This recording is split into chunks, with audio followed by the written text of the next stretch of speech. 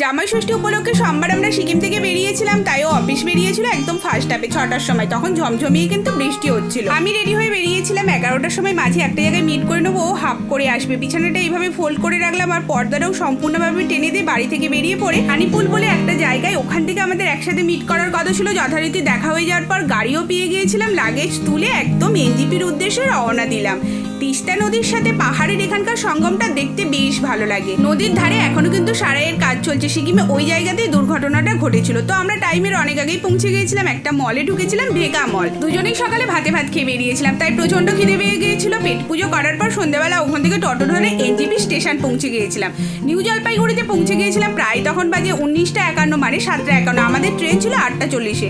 Train right টাইমেই এসেছিল। আর যেহেতু ওখান থেকে খাওয়া দাওয়া করে বেরিয়েছিলাম, তাই আর কিছু রাতে ডিনার করলাম না। ট্রেনে ওঠার সাথে সাথেই কিন্তু আমরা যথারীতি ঘুমিয়ে পড়েছিলাম। মিনি ব্লগটা এখানেই শেষ করলাম আজকের মতো। টাটা।